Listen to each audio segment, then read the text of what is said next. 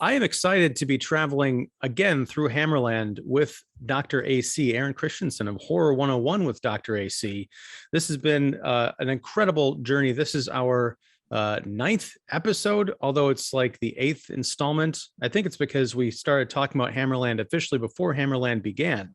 But yeah, this is going to be what I'm calling MONSTERPALOOZA 1970, not to be confused with the horror convention, but we're talking about three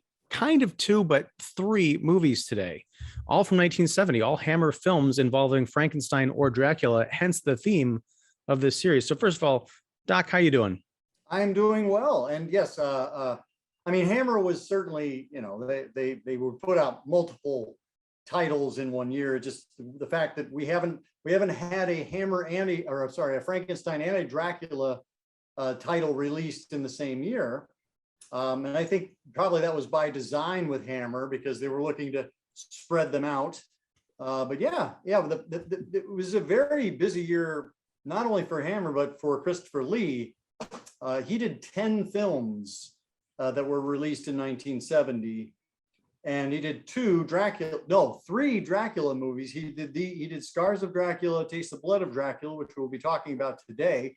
And he also did Count Dracula for Jess Franco, which is where Christopher Lee often was bemoaning the fact that he didn't get to do the quintessential Stoker adaptation. And so he did the film with Jess Franco where he had a long mustache as described in the novel, and he went from a older Count to a younger Count as he got more virulent, as more, he consumed more victims. He became younger and stronger, kind of like you see in the Gary Oldman film.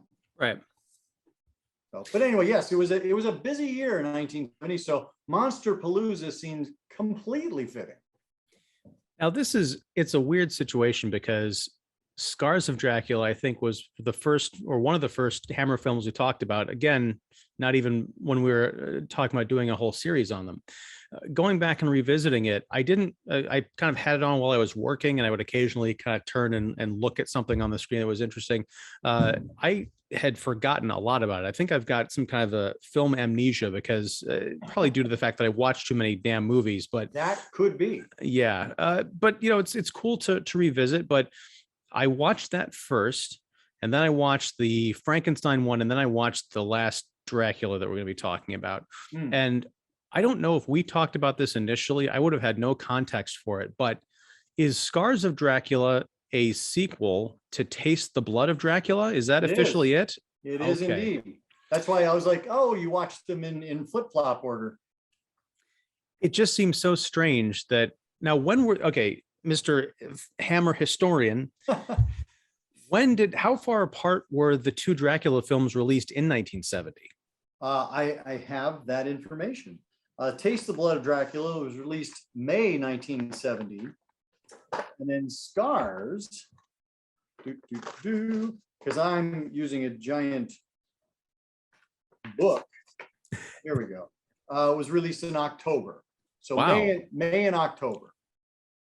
Okay, that's almost the same small window between Back to the Future parts 2 and 3. Yes. Yeah. Well, and Horror of Frankenstein and Scars of Dracula were released as a double bill. Oh. It's almost surprising that Taste the Blood of Dracula and Horror of Frankenstein weren't released as a double bill, considering they have the same in common. Yeah. Yeah, and I didn't know anything about that coincidence. So when I watch the Horror of Frankenstein and then I see Taste the Blood of Dracula, I'm like, oh my God, it's young, not Peter Cushing. Yep. And also, there's a couple of different connections here. The older actor who plays kind of like one of the superstitious village dudes in Scars of Dracula shows up in is it Horror of Frankenstein? No, it's in Taste the Blood of Dracula, right? No. Well, who's the guy you're referring to? See, we're talking about three different movies, so I'm going to get them all confused. I think it was in might have been, I don't know. Okay. let's talk through this, and I'm sure that Yeah. we'll get back to that guy, and then I'll remember, because as I said, film amnesia plus 3 movies. But you want to talk about these? I'm going to let you just pick the order that we talk about. Do you want to talk about, go Frank, Drac, or what? I think, I mean, let's talk about them in I think what makes the most sense is probably to go Taste the Blood, because that was the first released. Then we'll go to Scars, because we have talked about that already, even though we're going to probably address some things again. And then on to Horror of Frankenstein, because Horror of Frankenstein is probably the least canonical of the bunch. Some people don't consider it a true Frankenstein movie because it doesn't have Peter Cushing in it. I definitely want to talk about that, because there's a whole lot to unpack with that movie. A movie that I love, but I'm trying to justify why. It's like the Austin Powers of the Frankenstein movies. It is very much, it's very much a comedy. So yeah, let's go ahead and kick it off with Taste the Blood of Dracula. Now, I love that it begins with the 3 men in a carriage going through the woods, something we've seen a lot in these Hammer movies. But this would have no meaning to anybody watching at the time, I don't think. But the guy who gets thrown from the carriage and ends up stumbling through the woods and happening upon Dracula, as we last saw him impaled with a giant cross from the last movie. It's the actor who played Veruca Salt's father in Willy Wonka and the Chocolate Factory. That is correct. Yeah, and I'm blanking on his name right now, but yes, he's been a very busy character actor. I think he's in Help with the Beatles, and he's done a ton of stuff. You'll see him pop up all over the place, as you will Dennis Price, who's another character actor who we'll talk about in Horror of Frankenstein. But I really like that guy. I'm gonna have to look up his name, but anyway, and I like that introduction, because for those of us who had gotten used to, well, what happened in the last movie, this one brings us right into it, and then they would follow that up the same way with Scars. Scars is a direct sequel to Taste the Blood. So, but I think that's a very dynamic beginning, because not only do we get Dracula impaled, but we watch him just kind of dissolve and his blood turn into a powder, which will play a very important part in the plot. Well, when this guy gets thrown from the carriage and he's kind of stumbling through the woods as it's getting dark, he begins to hear screaming. And this is, I'm going to use that phrase that everybody loves, subverting expectations. You think, oh my God, there's a victim of somebody out there, someone being eaten by vampires. No, it's Dracula in his undeath throes. Yes. And when he dissolves, I just want to call this movie Taste the Bloody Preserves of Dracula, because this is like straight up jelly before it hits the powder form. Flash to a town, a nearby town, sometime later, where these kind of 3 wealthy heads of household, they're all church going families. The kids are in their 20s, but they all know each other. They're like going off to school or business or whatever. The fathers are these kind of high society, very respectable people, but they are also fabulously wealthy, bored armchair cultists. Mm-hmm. And they go to this brothel that's like kind of in a secret room in a club, where they're waited on, and they're just completely bored with themselves, until this guy, Lord Courtly, who is played by Ralph Bates, which we'll talk about him later. He comes in, and it's very much like the Hellraiser of the Dracula movies. He basically says, "What's your pleasure, sirs?" And they're like, we're just so bored with everything. We've got everything. There's nowhere else to go. So we're dabbling in the occult, but even that's, kind of making us yawn at this point. And he's like, well, I've got something, but it's going to be, you're going to pay a very high price for it. Would you sell your soul to the devil for the ultimate secret? And they're like, sure. So he takes them to Veruca Salt's dad, who has the blood that he collected from Count Dracula in a vial. And then they end up going to do a black mass of sorts in Castle Dracula. I love this movie. I love where it goes, because this is it's like the Dracula's influence. The influence of Dracula is not, a sexy title, but the idea that he is using his abilities to control other people to wreak havoc on his enemies. It's one of my favorite Dracula films that we've watched so far. I love that. Well, there's some interesting backstory on Taste of the Blood of Dracula. It was originally written because Christopher Lee was pretty much done with the Dracula movies. He didn't want to do them anymore. He'd done Prince of Darkness and Dracula's Risen from the Grave under great duress and complaining about the quality of the script and how it wasn't Stoker, blah, blah, blah.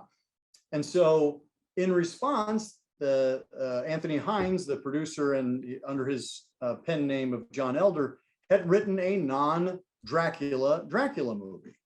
And that wasn't the first time Hammer had done that. Hammer had done that with Kiss of the Vampire, and you will see a whole slew of non-Dracula vampire movies in the 70s. But yeah, so it was written as a non-Dracula movie. Christopher Lee was not to appear in it. And it was going to be Dracula's disciple, as played by Ralph Bates. And then the distributor, I think it was, I can't remember, it was Warner Brothers or Universal at that time, but they refused to back the movie unless Christopher Lee was in it. And so there was much coercing, and Dracula was brought back in the form of Christopher Lee, and he was written into the script, which is why Lord Courtly disappears and Dracula appears, and Dracula really doesn't have anything to say or do other than kind of stand around and superfluously do a countdown of the first, like as though we weren't able to keep track of how many fathers there were. Yeah, he's I can see his issues with it because they're the same issues. I think the worst thing about this Dracula movie is Dracula, that it feels very shoehorned in because it was. I can kind of see that. My two biggest issues I have with Dracula in the movie are the look of Christopher Lee, because when he first shows up, there's something about him I can't quite place. He just looks like a businessman. There's nothing very otherworldly in his appearance. And the first time he seduces someone, it might have been Alice, played by Linda Hayden. Yep. Usually when we see this seduction, they show it later in the movie, which almost makes me wonder if it's a flub or just some kind of a use of his powers that hasn't been quite explained. But in the other Dracula films, when he seduces someone, he's got those fiery red bloodshot eyes. Like you can tell he's using his powers. Here he's just like, I'm Christopher Lee and I'm half awake. Come to me. Aren't I sexy? And the other thing, which we'll get to, is the ending of this movie, the climax, which I do not understand at all. I'm hoping you can shed some light, but I kind of skipped over what the main plot. I got to the setup, but these three rich guys, they're hanging out at this castle. Courtly has just filled these 3 crystal chalices, 4 actually, because he takes one for himself, with blood. He opens up his hand and drips blood into it, and then we see the gelatinous preserves come back in full effect.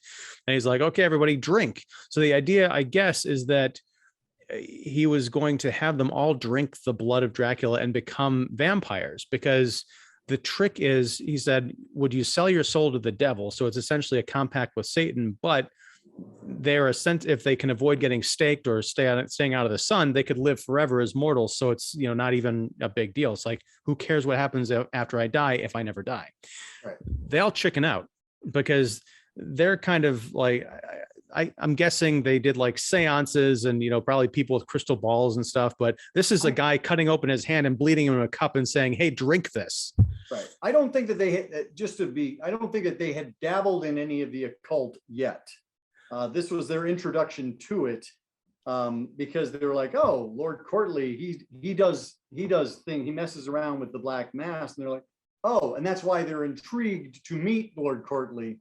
They're just kind of bored with the sex, drugs, and rock and roll lifestyle that they've become accustomed to. I thought there was a line in there somewhere where they had, and maybe they were just bullshitting him or something, like, have you ever dealt in black magic? Like, oh yeah, sure. But so they're, either way, they're unprepared for this. So Courtly says, if you won't drink, I will. And this is a strange moment because he starts convulsing and falling onto the floor and screaming. And I thought he was just going to like roll over and start laughing, like at these cowards. But no, he actually straight up dies. And then the three men drop their chalices and head for the hills. Well, hang on. They beat him to death. Oh, that's true. Well, did they beat him to death or did they just kick him while he was down?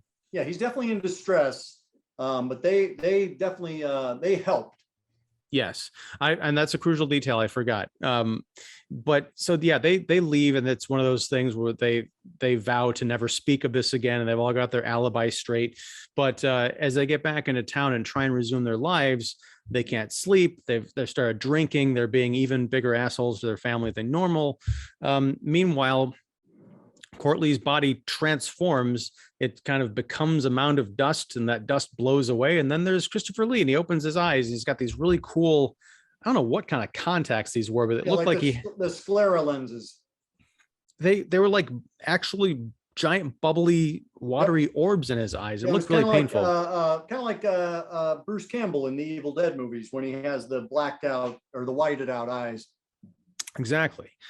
So he comes back and he wants to get revenge on these guys, but instead of just finding out what they are and biting them, he turns their children against them. It's very, Elm Street. I'm not going to reference Friday the 13th in this episode, but Nightmare on Elm Street, sure. Well, and you referenced Hellraiser, so I was like, wow, nice job. Something not Friday the 13th related. I'm sure something will come to me, but I really liked the kind of the intrigue and the mind play in here. I dug the fact that Alice, who, are you familiar with the singer Adele? I am. I thought she was a dead ringer for what Adele looked like before she lost all the weight, because she does look like a different person now. And this is not a criticism, but a few years ago when she had kind of that baby fat in her face, I thought that Linda Hayden was like, it was like in the Dracula movies where there's the portrait that's 400 years old and Dracula is in love with this woman in the present day who looks like her. I was experiencing that through the entire movie. See, for better or for worse, Linda Hayden always reminds me of Linda Hayden because I like her. I'm going to reference Blood on Satan's Claw for the second show in a row because Barry Andrews, who was in Dracula's Risen from the Grave, is also in Blood on Satan's Claw, and Linda Hayden is wonderful in Blood on Satan's Claw. So the two good reasons to check that movie out. Not by Hammer, also, but from the British studio Tygon. But so yeah, Linda Hayden is, and I think she's terrific in this movie because she has that childlike innocence, but you also like when she goes under Dracula's spell, you're like, oh dear, you've got a deep well of badness in you, young lady. It's creepy, especially when she kind of seduces her other friend Lucy into, she shows up at her own father's funeral. Everyone's dressed in black and they're very somber, and Alice shows up in the dress that she had when she was, kidnapped by Dracula, and she's all kind of like bubbly and like, oh, hey, what's going on? And Lucy's like, we're at your dad's funeral. Well, and let's again, to kind of reiterate what you were just saying, she's the one who put her father in the ground, and with a pretty nifty, like she hits him in the head with the side of a shovel. It's like, wow, that was, and as you were referring to earlier, the idea that Dracula is kind of pulling the strings on this. He's not going to get his hands dirty. He's going to force the offspring to kill their paters. Well, I think that's it, much like the Frankenstein movies where we see the evolution of the good doctor's, his machinations and, trying to get this resurrection thing right. What I liked about this movie is we've seen Dracula and his ability to control people in the past, come to me, or, you're going to be my familiar or whatever.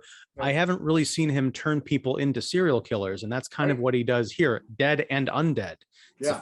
So it's almost like that thing where when you limit an artist, it seems like to a crippling degree, and that just forces them to get really creative.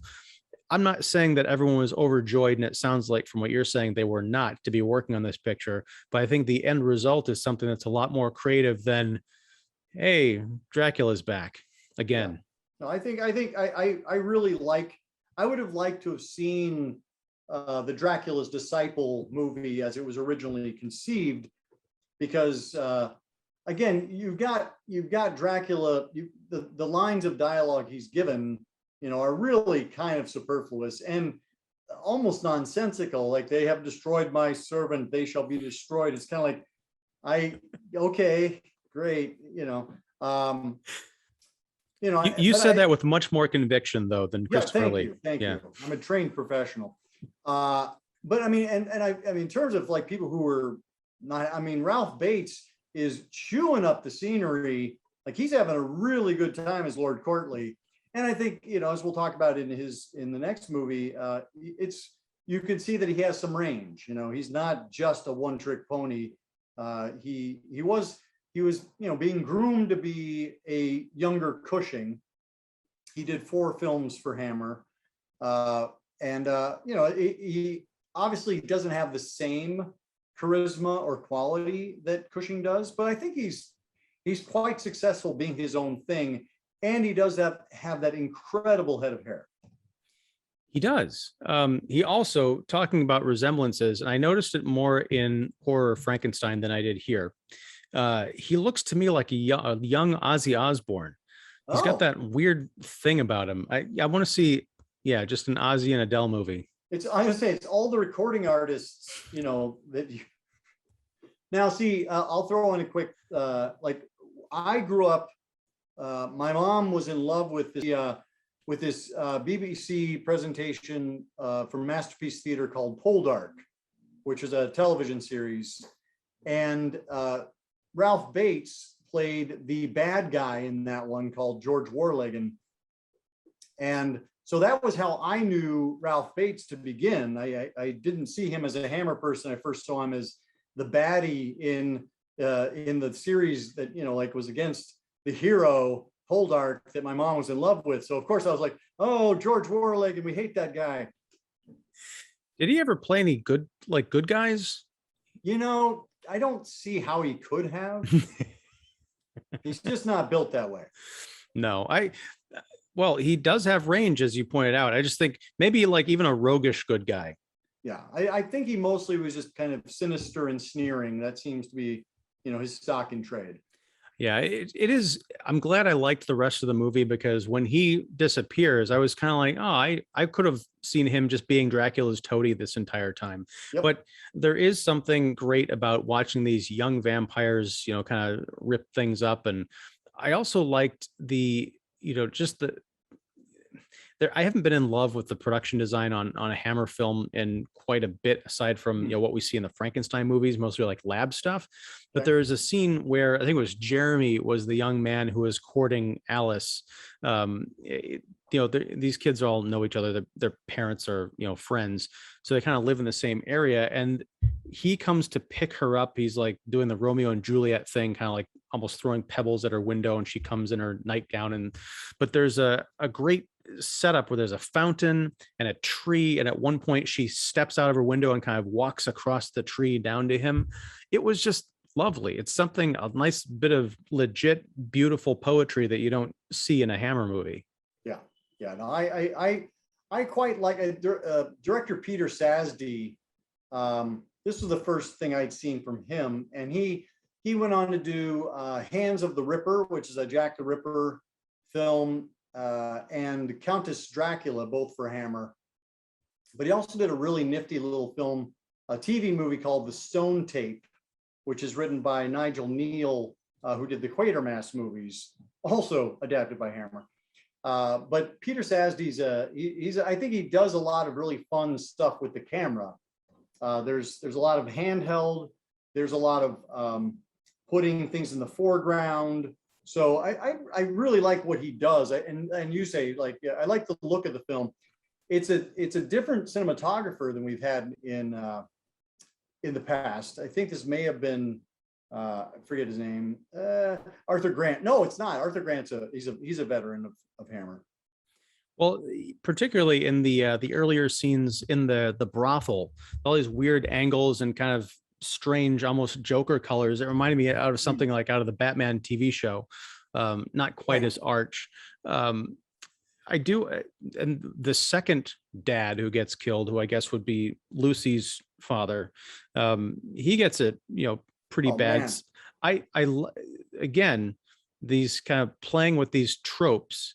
He goes to stake Dracula, or no, he goes to stake Lucy because he goes right. in with the other surviving dad, and he realizes that his daughter needs to be staked through the heart, and he can't do it. Ends up shooting his friend, but he's gonna go for it. But he's overtaken by Alice, and then Alice and Lucy, and they drive the stake into his heart in spectacular fashion. They use, it looked almost like a skull or a piece of statuary Right, that they right. rammed in with the stake, and it's horrible. Yeah, it's a vicious killing, and as you say, that flipping it on its head, like we haven't seen a human be staked before, and it's a rather bloody death. It's like rivers of stuff pouring out. I'm almost surprised Dracula didn't step out of the shadows and say, no, we don't kill people like that. That's sacrilege. But I mean, it's horrifying in the best way, because the idea of being killed by your own child is, troubling enough. But, being killed by the undead personage of your child, pretty bad. Especially if they're sitting there laughing over you with their best friend, it's like, ugh. What a drag. Yeah, let's move to the ending. Sure. Well, first, before we move to the ending, let's, because I assume you're going to talk about the actual demise of himself. Yeah. So I will say, leading up to that ending, where Dracula is up there like throwing organ pipes, I was like, what? I love that. I love that scene because he just goes bananas. Like he's just up there just throwing shit around. But then, yes, then we have possibly the zaniest ending of any of the Hammer Draculas, where what was your, because I have a theory. I'm curious to hear yours. Well, let's set up this scene first. Jeremy, Sure. who is Alice's, would-be boyfriend, goes up to the castle, and he's been equipped. Well, here, I don't want to step over this important detail. The third father, the third surviving dad, Yeah. he's got a son who was engaged to Lucy right Correct. before she died. He gets turned by Dracula, or at least bitten and kind of taken under his spell, knocks on dad's study window. Dad lets him in, and it's very much a Star Wars reference. It's kind of like the moment in The Force Awakens when Kylo Ren and Han Solo are on the bridge, and they kind of like have this lovely father-son moment, and then all of a sudden dad gets it with a blade right through the heart. Yep. Complete with the whole like touching of the face right before he keels over. So this is, again, with Dracula just twisting these familial bonds into something truly depraved. I loved it, but it doesn't stop there, because dad is dead. And then this is where things get a little bit confusing, but the son isn't quite a vampire. He hasn't fully turned. So he gets blamed for the stabbing death of his dad and carted away by the police. Right. Is he the one who writes the letter that Jeremy reads with the instructions on how to defeat Dracula? I think the dad wrote the letter ahead of time. Okay.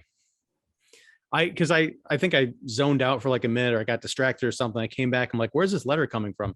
Yeah. But so I anyway, I don't know if the letter is very well supported. Let's just be clear about that. yeah, but it's a neat idea, because he goes back to Castle Dracula and he takes down all of the black mass stuff and puts up, I guess, white mass, like a white table or a white cloth for the altar, as opposed to the black one, 2 golden candles and a giant cross. Dracula shows up, as does Alice. There's kind of a fight. Jeremy grabs this cross, and I don't know if this was an in-camera effect or what, but this is the coolest glowing cross I have seen in any movie.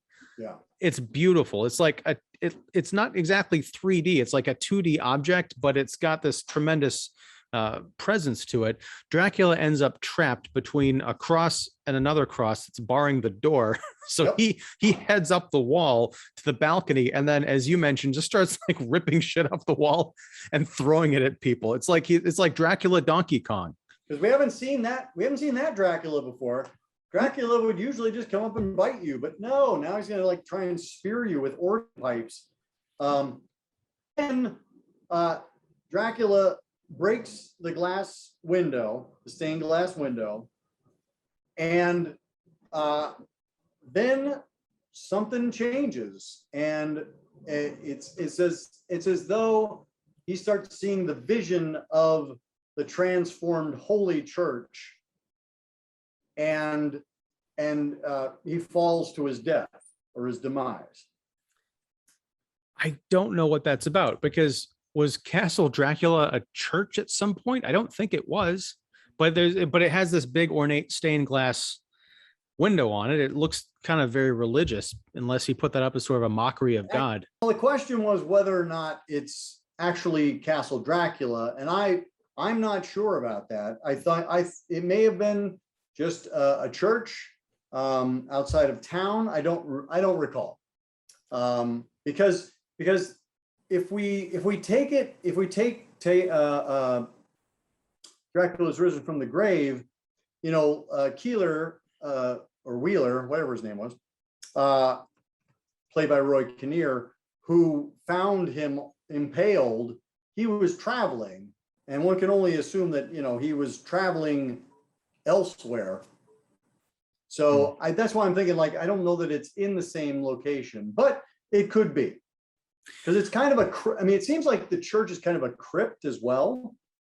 Well, yeah, because I think that was, because if I remember, vaguely remember that other Dracula movie, the one that led up to this. I got the feeling this happened, exactly at the base of that, of wherever that had occurred.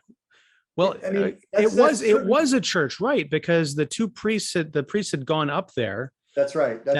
Okay.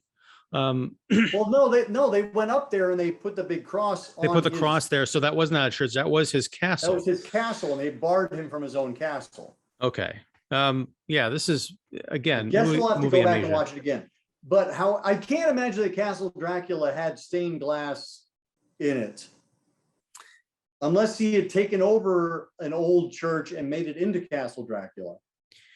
Well, the only thing that makes me wonder about that is Fright Night, because Jerry Dandridge, as we remember, had all that lovely stained glass in his house. Again, almost like a mockery of God. Of a church. Yeah. No, I mean, I like that. I just don't know that we'd seen a. I mean, in Horror of Dracula, like he runs down the table and like pulls the curtain down, but I don't think it's stained glass. It's just a nice tall window. Yeah.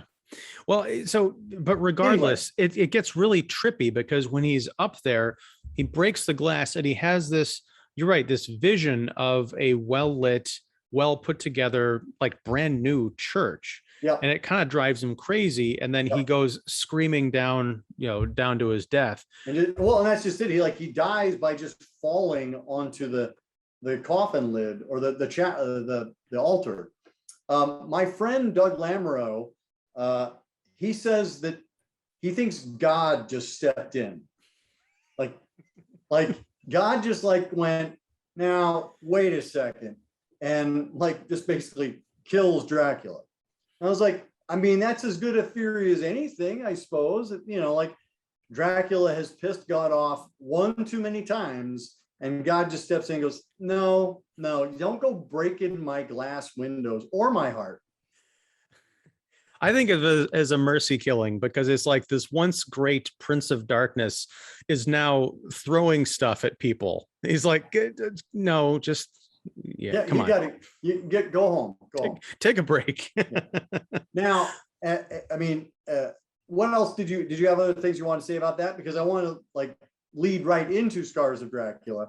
As this movie does. And I didn't realize until I got to the end of Taste the Blood of Dracula that Scars, because I remember I watched Scars in my viewing order first, because it's one that we'd already talked about.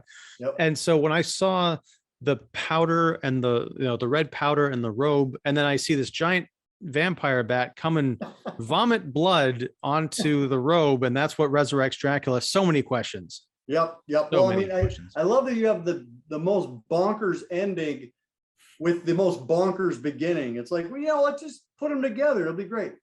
Yeah, like a vampire bat coming along and puking up blood onto the ashes of Dracula brings him back. You don't need a crazy ritual. What Lord Courtly was completely off his rut, because all you needed was, a bat to come along and throw up on that. You would have been fine. Unless, here's a theory for you: that bat was Lord Courtly. That was his Perfect. hell. That was his hell form. There you go. I like it. That makes sense. Now it all makes sense. Wow. But yeah, Scars of Dracula, as we talked about, is kind of it's an odd one in that that linking tissue aside, it's kind of its own beast. It doesn't really follow anything else. It's very much a Dracula as exploitation movie. Well, that's the thing, is it's a direct sequel, but there is some surprise continuity errors, because a bunch of villagers get together, and this is, we got disconnected for a little bit, and I used that time to figure out, to uncross that wire in my head about that actor we were talking about earlier. His name, Michael Ripper. Oh yes, Michael Ripper. He is in Taste the Blood of Dracula. He shows up, to talk to the Jeremy guy very briefly. I don't know if he's a detective or just some kind of an official, but he's only in the film for like a couple of minutes. But he is actually the mob leader, not the mafioso, but the town crazed mob leader in this village that lives just near Castle Dracula. So it opens, once Dracula is resurrected, this village of crazed people comes with torches to burn down the castle. And the servant guy, what's his name? Clove. We see him. He wasn't in the previous movie. We haven't seen him in a couple of films. He was in Prince of Darkness. Right, but he wasn't in the movie leading up to this. Looking much more dapper than he does here. Time has not been kind to him. No. So they burn down the castle. It's kind of neat because Dracula's in the basement, and everybody kind of leaves before the job is done, because like, it's going to burn itself out in the who cares about the basement? They should have cared, because Dracula rises from the grave, wreaks havoc. It's more of this weird three-way kind of a love story, wacky comedy with the scoundrel and the less scoundrelly brother and the damsel. I don't remember much about our conversation of this film, and I can't remember if I liked it or if I didn't care for it. I have a feeling that I liked it, but that's because I wasn't so much immersed in Hammer. Now that we're so far along into Hammer, I'm like, it's all right. Yeah, and I think that's it. I think it's a lesser Dracula movie, but it's fun on its own terms. I think that's the thing. Like, if you're looking at it as part of the whole, it's an odd duck. But if you're watching it just on its own, which is why I was kind of glad that you'd seen it kind of apart from the cycle. Yeah, I mean, I like the bit in the beginning with the one girl's having her birthday party, and her would-be boyfriend is there, and his brother is off having this illicit affair with this duchess or whatever, and dad comes home, and the classic teen sex comedy thing of like, he's got to hightail it out of there, and she's saying he attacked me. Like, it's lots of arched eyebrows and chase scenes and stuff. There was some nice footwork across the rooftops, but what I'm going to do is, unless there's something that you really want to get into with this movie, particularly in this juncture of Hammerland, I'll just refer people back to the podcast that we did, and I'll link that down in the description below. Yep, I think that's the way to go, because we definitely tackled it more in depth, and I feel like we covered the context, which is again, thin at best. Yeah, and this is definitely, not that it's a bad film, but Taste the Blood of Dracula, my personal opinion is it's so much stronger, of a movie to discuss, that, Scars is not really worth covering again, as I think we're going to move on. Yeah, I mean, I think I kind of put a button on. I mean, I think Taste the Blood of Dracula, I think, is a terrific movie, and I think its faults, as I said, are the inclusion of Dracula. It would have been interesting to see what that kind of Lord Courtly storyline would have looked like without the dictates of the money men. I was also wondering if, now we're going back to taste, but just for a second, and maybe someone has made this movie or they would make this movie. I like the idea of these three, wealthy kind of business guys becoming vampires and kind of either just kind of being brought low as servants of Dracula, or kind of what Dracula was doing in this movie, using them as tools to his own ends. Like maybe Dracula gets into politics with his puppet henchmen or something like that. Oh, but wait. Uh-oh. Anyway. Is there a movie coming up called The Puppet Henchman of Dracula? No, but politics will definitely enter into future installments. Ooh, all right. Well, let's talk about our last film on the roster, Horror of Frankenstein. Yes. Again, an outlier, certainly not your usual Hammer Frankenstein movie. Definitely not. The last time we saw Dr. Frankenstein, he was being killed, dragged back into a fiery mansion by his own bastard creation in Frankenstein Must Be Destroyed. It was one of the earlier movies that we talked about, and I can't remember which one because my memory is terrible, but it was the one that opened with the kind of the diamond black eye of Sauron, where the flashback to the previous movie was happening. And I had suggested it was almost like if Frankenstein was watching this from hell. Right. This is like a feature-length version of that, where he's just wherever he is having a flashback, although we never see the present version of him. It's just we're just seeing the flashback, the Frankenstein origin, with some flubs in continuity. Yeah, it is definitely a prequel. It is the young Frankenstein. It's Frankenstein. Yeah, and we get to see a much different version. I do kind of wonder if we would ever have seen this version of Frankenstein grow up into the Frankenstein that we see as Peter Cushing, because it just feels like this is a very different take on the character, which is fine. Different how? What? I'm not saying I disagree with you. I just want to know what you think are the key differences. This one is definitely more preoccupied with sex, and just he has that same kind of supercilious sarcasm, superiority, but it feels a little more schoolboyish than the young version that we saw, which Cushing was 40 when he played Frankenstein for the first time, so we never saw a young version of Frankenstein prior to that. Yeah, I do get what you're saying. There doesn't seem to be. It would have had to have been a really interesting and rough 10 years or whatever between where we see this guy and the 40-year-old Peter Cushing. He seems to have mellowed out in his old age, no less insane, but just, he's not as horny. He's not as wry. It very much reminded me of, was it Frankenstein Created Woman, or is it The Evil of Frankenstein? They're kind of, the titles are rubbing together. The really strange one where they're like at that fair that they go into town with him as partner. Yeah, that's Evil of Frankenstein. Yeah, this is more in line with that as far as the outlier Frankenstein films, but I like it because this one starts off with such a clear vision of this is a different kind of movie. And I think it's because Peter Cushing isn't in it to connect with that other stuff that I can accept it more in its own terms. Yeah. I'll just say that, to jump right to the end of this movie, it has this great kind of a wah wah ending that I think is just so perfect, because unlike other Frankenstein monster deaths, it happens completely off screen and we're left to imagine what it must look like. Yeah, no, I agree. And I think Jimmy Sangster, who had written the screenplay for both Horror of Dracula and Curse of Frankenstein, he came back around and was asked to write a version of this Frankenstein script, and they asked him, he said he would do it only if they let him produce, and he's like, and I think I want to direct as well. And so this is Sangster's, maybe his only, I'd have to look, but it's definitely one of his few directorial efforts.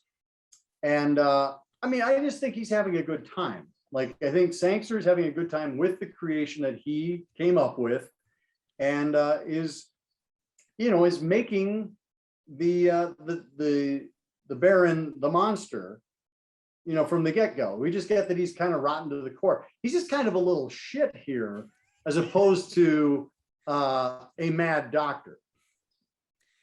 Yeah, and I'm kind of fine with that. I think it's more terrifying, the idea that this guy is just an asshole and not necessarily that he's been driven insane by his pursuit.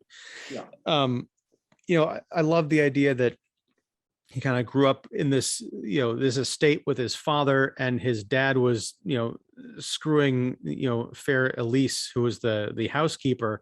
Right. And then there's like, of the things he inherited from his dad was also this housekeeper who's pretty much game for anything. And that's I think a really terrific performance. I love the performances all a way around this movie. Wouldn't go so far as to call them camp, but definitely kind of wry, maybe a little tongue in cheek, but they all take the material seriously. They definitely know what movie they're in. Yeah. And Kato Mara, who plays Alice, she's terrific. I love her in this movie. She's equally terrific in The Vampire Lovers, which I believe was released the same year, 1970. And so she was having a busy year, but she's so great in both of those films. I highly recommend you, Ian, and everybody else that you check out Vampire Lovers, because it is a great Hammer vampire movie that isn't a Dracula movie. Does she play a vampire? That would be telling. Oh, does she play a vampire lover? That is true. Yes, she is that. All right, because it'd be fun because she's not an innocent in this movie. No. But she's also not, evil. She's just kind of a survivor, working in this house for this crazy family. It's questionable whether she has any real affection for either of the Frankensteins, but you get the feeling that she's kind of invested in this place. And so when there's some jealousy when this other lady when Frankenstein takes an interest in her, and there's all these like little subplots popping up throughout the movie that have nothing to do with the Frankenstein monster that I just kind of loved, including I like the origin of Frankenstein's laboratory. We literally see it as the upstairs room in this castle that's completely empty, and then he orders 50 crates of just stuff, and his assistant is like, it's going to take a week to unpack this, and like, well, you better get moving.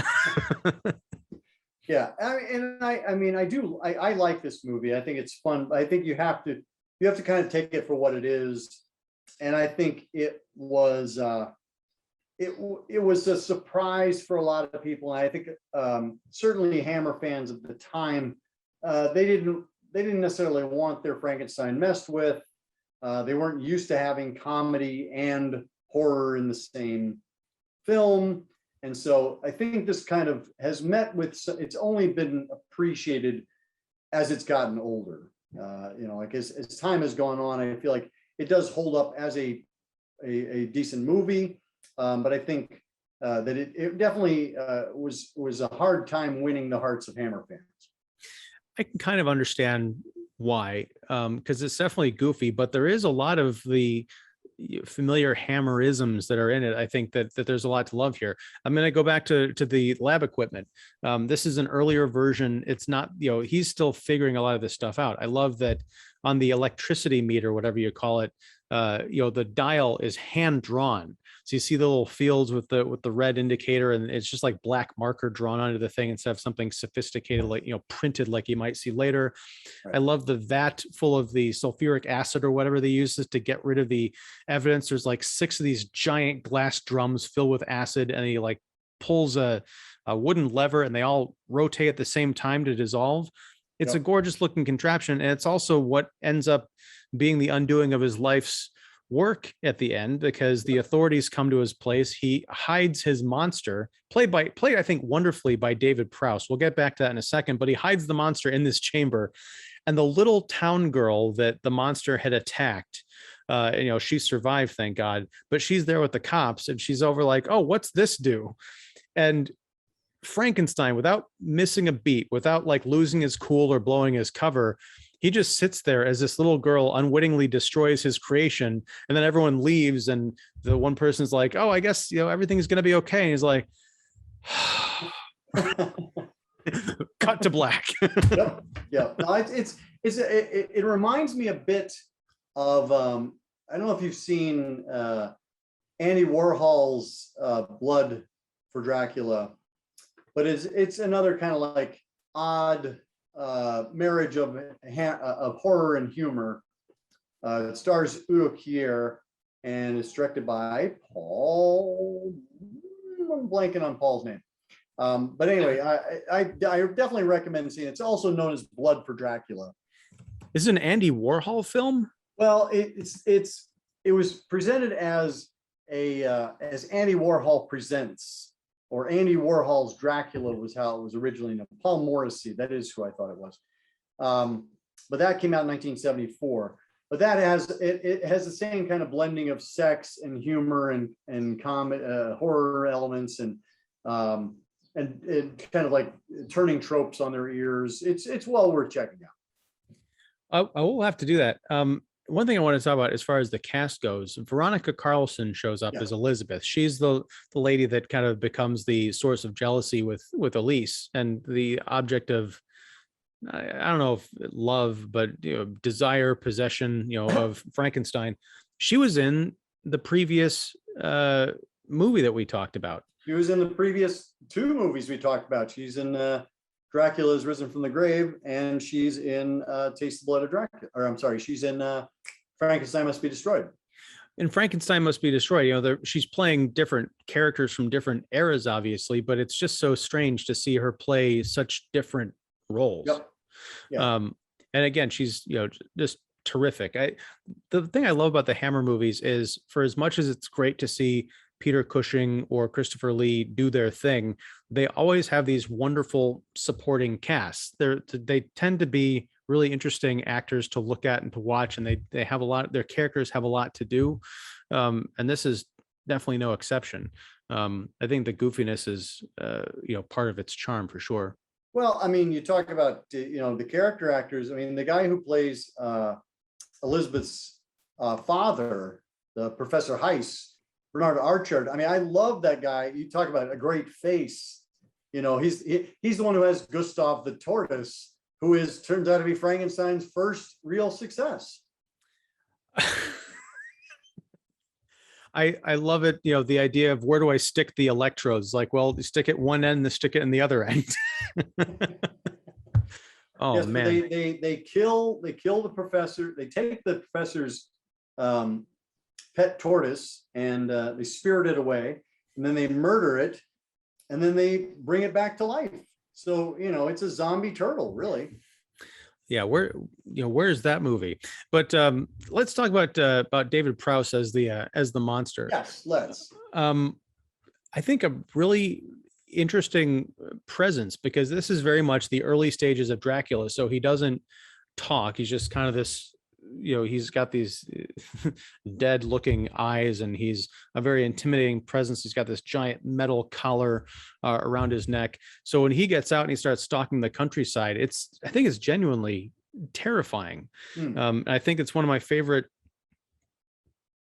portrayals of Frankenstein in one of these movies, even though it's the least like showy or glamorous. He doesn't get a chance to really act in the traditional sense like we've seen some of the others who actually have a spark of humanity in them. He's just this lumbering bundle of flesh that can kill people. Yeah, no, and I mean, and as people probably know, David Prowse would go on to play Darth Vader, but here he is very much hired for his physique, and they like to show it off. He wanders around pretty much the whole movie wearing strategically draped bandages. And now, as you commented, I mean, I don't think he does have a lot to do. I think he is just kind of a force of nature. He's a monster, but he isn't given as much to do as Christopher Lee or I'm blanking on the guy who played the monster in the last film, and Frankenstein Must Be Destroyed. But like those actors all had like you said, a spark of humanity in them, and they were able to do more with portrayal. Whereas David Prowse is very much just kind of straight ahead monster, playing monster. Like that's his verb. That's his action, is to play a monster. Well, but again, that makes sense, because if you were to kind of do the Star Wars thing and watch these in the chronological story order and not necessarily release order, Yeah. this is definitely in line. I can see going from this monster to the Christopher Lee creation in the first, the first movie of the series as released. So going back to what I love about this particular series is we get to see everything evolve from the creatures to Frankenstein himself. It is a bit of a detour because this is not the same Frankenstein that we come to know and love, but it's nice to think that it could have been, and then there's some missing episode somewhere that turned him into, a more serious guy who starts to go insane rather than just a jerk. Just a little fun fact from the Hammer story by Marcus Hearn. It says the script was derived from a story outlined by actor and television writer Jeremy Burnham. And then they sent Burnham's version to Jimmy Sangster and asked him to rewrite it. An uninspired Sangster declined. Then they offered him, the producership and the directorship. And Sangster's response was, they must have been pretty desperate by then because they said yes. And Sangster said he amended the ending and gave the cold victor a pronounced libido. Well, we never saw that on screen, probably because of the censors. But no, yeah, the next movie that we're going to be talking about, or the next Frankenstein movie, what's that about? Frankenstein, the Monster from Hell. That's right. And I recall you speaking highly of that last time. Is that right? I speak well of it. I think Frankenstein Must Be Destroyed is the high watermark for me. But you'll also get to see David Prowse show up again as the monster. He's playing the monster in that movie? Correct. Is this another flashback film, or is it just a coincidence? It's just he looks nothing like the monster in this film. The Monster from Hell looks very different, but it is David Prowse underneath it in both cases. Wow. All right. Well, I'm definitely looking forward to that. Is that what we're talking about next? Or that's 1971. So, yep. Okay. And then the following month, I think we'll be talking about Dracula 72 AD or something like that. Is that right? We will. Wow. That will be in October. Man, well, we got a lot to look forward to, and I've enjoyed this. We've made it. Some technical difficulties aside, we got through all three movies on our journey through Hammerland. This is the one where it's like, okay, we've got a long day of 3 tourist attractions we gotta get through before we can go back to the hotel and sleep. Well, I certainly enjoyed these. I hadn't seen Horror of Frankenstein in quite a long time. I'd done the Hammer, the Peter Cushing Frankensteins a little while back, but I hadn't stopped off at the Horror of Frankenstein. So this was a treat, and I always enjoy watching Taste of Blood of Dracula. But to see the unexpected Ralph Bates double feature, that was fun. He's so good. Well, you'll see him. I mean, he's great in. He's one of the best things about Lust for a Vampire, and he's terrific in Dr. Jekyll and Sister Hyde. All right.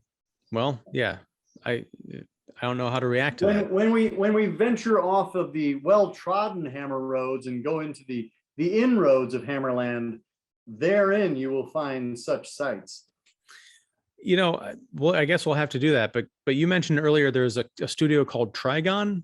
Tygon, yes. Tygon. Okay. Did they do a lot of movies? They didn't do a lot, but I did like what they put out. Oh, because I was thinking of another series called the Tygon Era. Anyway, I think that's a good place to end it. End it on a low note. Thank you, Dr. AC, as always. Thank you out there for watching and listening to this. If you liked what we're doing, check out the Hammerland playlist, which has 8 months plus worth of wonderful Dracula Frankenstein content. We're going through the end of the year, so we got plenty more movies to discuss and to love on, hopefully. But yeah, until next month, sir, thank you very much. And again, I don't have a catchphrase. What's the catchphrase for Hammerland? Do we have one? We should probably come up with one. I was putting on the spot, hoping that you thought that inspiration would happen, but all I'm going to do is bounce that sagging ball back to you. It's a family-friendly show, so none of that. Anyway, I'll catch you next month. Bye. Bye.